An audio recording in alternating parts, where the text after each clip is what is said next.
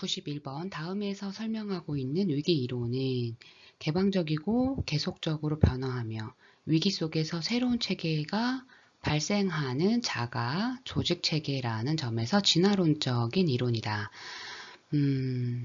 주어진 문제는 위기 상태에서 인간의 행동은 예측할 수는 없지만 복잡하고 역동적인 체계를 전체 수준에서 보면 근원적인 질서를 발견할 수 있다. 또한 위기 상황을 전체적으로 보고 혼란스러운 무질서 안에서 질서를 찾는 과정을 통해 자기 조직 단계로 진화한다.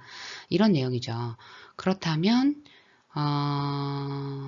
주어진 설명에서 위기 상태에서 인간의 행동은 예측할 수 없지만 복잡하고 역동적인 체계를 전체 수준에서 보면 근원적 질서를 발견할 수 있다라는 부분과 혼란스러운 무질서 안에서 질서를 찾는 과정이라는 설명은 혼돈 이론의 특징입니다. 따라서 개방적이고 계속적으로 변화하며 위기 속에서 새로운 체계가 발생하는 자가조직 체계라는 점에서 진화론적인 이론이다. 이 설명은 혼돈 이론의 특징이죠. 혼돈 이론은요, 이처럼 복잡한 시스템이나 사건이 겉으로는 무질서해 보이지만 그 안에 숨겨진 질서가 있다고 보는 거고, 또한 이러한 무질서 속에서 새로운 질서가 형성되는 자기 조직의 과정이 이루어진다고 설명합니다. 따라서 답은 혼돈 이론입니다. 그럼 2번이네요.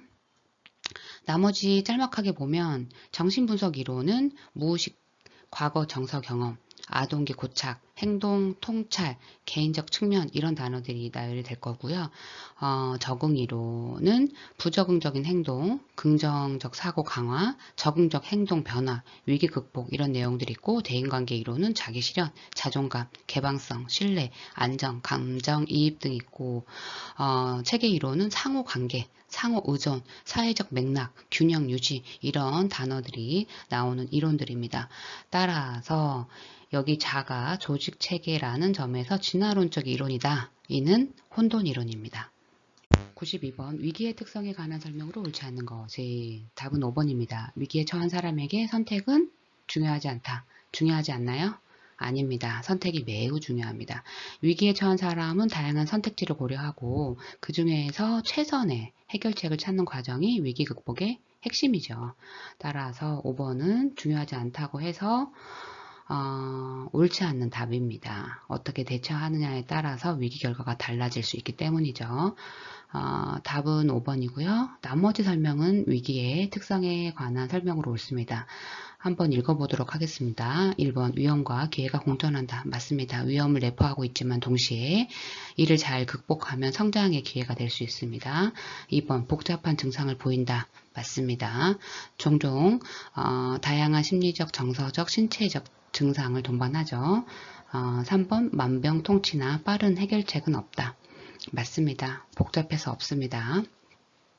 4번 성장과 변화의 씨앗이 된다. 맞습니다. 잘 극복하면 개인의 성장 그리고 긍정적인 변화를 경험할 수 있어서 성장과 변화의 씨앗이 됩니다.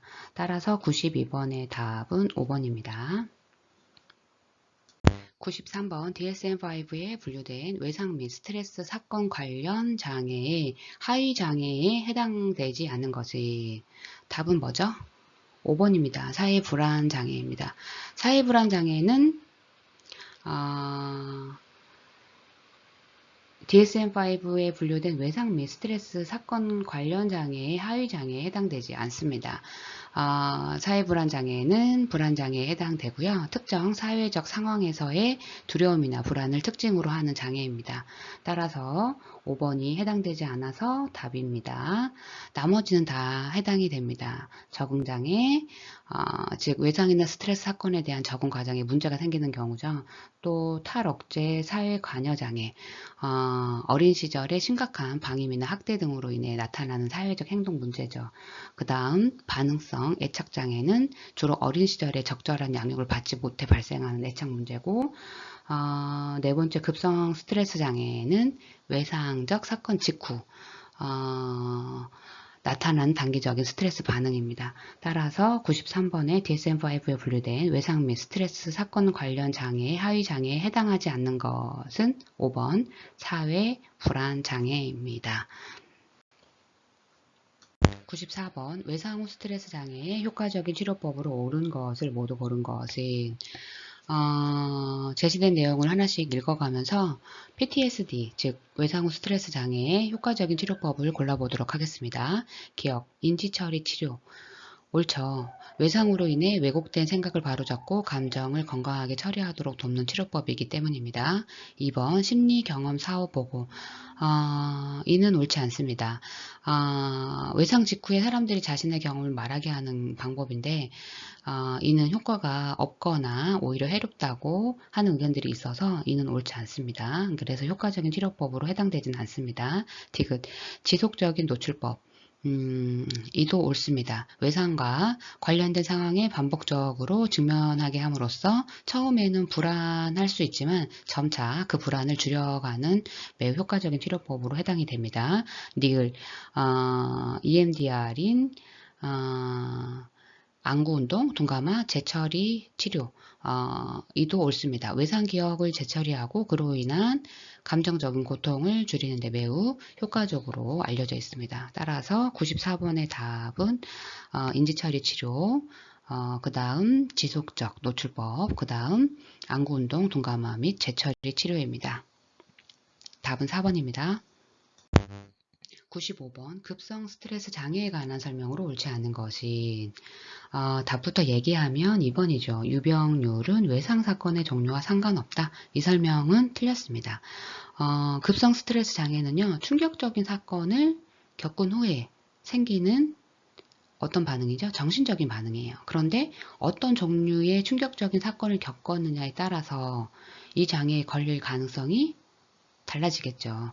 예를 들어서 큰 사고나 폭력적인 사건을 경험한 사람은 어때요? 급성 스트레스 장애에 걸릴 가능성이 훨씬 더 높겠죠. 그래서 어떤 사건을 겪었는지가 매우 중요하죠. 따라서 유병률은 외상 사건의 종류와 상관이 없다? 이 설명은 틀렸습니다. 그래서 95번의 답이 되겠네요. 나머지는 다 옳은 설명입니다. 옳은 설명을 한번 읽어보도록 하겠습니다. 1번 이 장애를 가진 사람들은 다른 증상들과 더불어 해리 증상을 경험할 수 있다. 해리 증상의 경험 옳습니다. 3번 여성이 남성보다 급성 스트레스 장애에 취약하다. 맞죠. 여성이 더 취약한 게 맞습니다. 4번 외상 사건이라는 분명한 촉발 요인에 의해 발생한다. 맞습니다. 외상 사건에 의해 발생을 합니다. 5번 방치하면 증상이 악화되면서 더 심각한 외상 후 스트레스 장애로 발전할 수 있다. 맞습니다. 방치하면요. PTSD 로 발전할 수 있습니다.